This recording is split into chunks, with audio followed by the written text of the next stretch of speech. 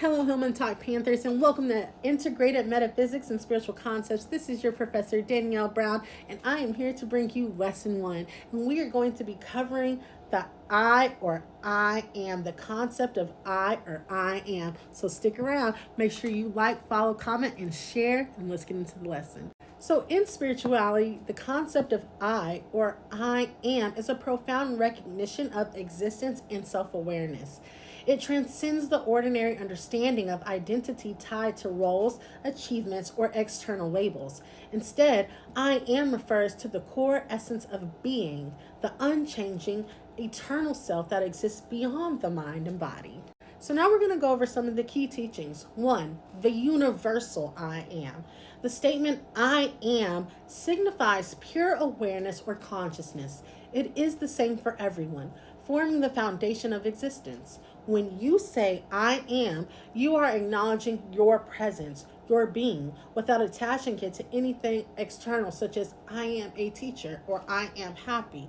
So when I ask you who you are, before you can identify your ego or your sense of self, for example, me, my ego or sense of self would be Danielle. Before I can tell you that is who I am, I have to say I am Danielle.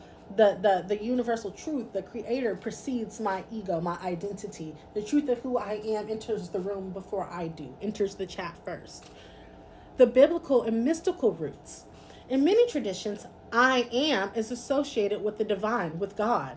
For instance, in the Bible, God reveals himself as I am that I am when he was speaking to Moses. This can be found in Exodus 3 and 14. This emphasizes the infinite and eternal nature of being.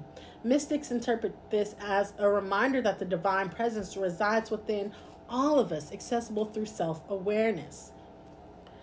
Number 3, the third key point, the true self versus the ego. We just tapped on that. The I in spirituality is often differentiated from the ego, which is the false self that identifies with thoughts, emotions, and external circumstances. That would be Danielle. The ego or external self would be Danielle. But the eternal, ever existing self, that the divine in me, is the I am. That spark of the divine that created me is the great I am. I am because he is, right? So again, the I in spirituality is often differentiated from the ego, which is the false self that identifies with thoughts, emotions, and external circumstances. The true I is a pure, unconditional awareness that observes all experiences without being defined by them. And 4, practical connection to I am. Meditation. Sit quietly and repeat the affirmation I am without adding any descriptors. Allow yourself to feel the pure essence of existence. So just sit in your I am presence. I am who I am. I am who he created me to be. I am. Sit and repeat that to yourself. Next, self-inquiry.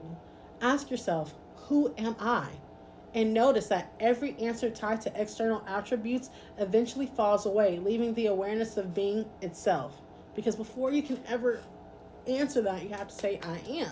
So eventually, when all the descriptors fall off, you're left with the true essence and nature of who you are. Mindful living. Recognize moments when you identify too strongly with roles or labels and gently return to the understanding of your true self. So, a moment of reflection. How can we wrap up this lesson and reflect on it? Spend a few minutes contemplating the phrase I am. Notice how it feels when you focus on it without attaching anything else. How does this change your perception of yourself and your connection to the world?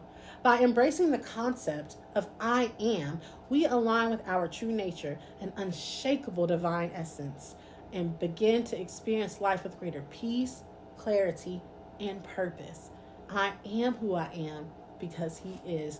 The great I am told Moses, go to them and say, I am hath sent me unto you. I am that I am hath sent me unto you.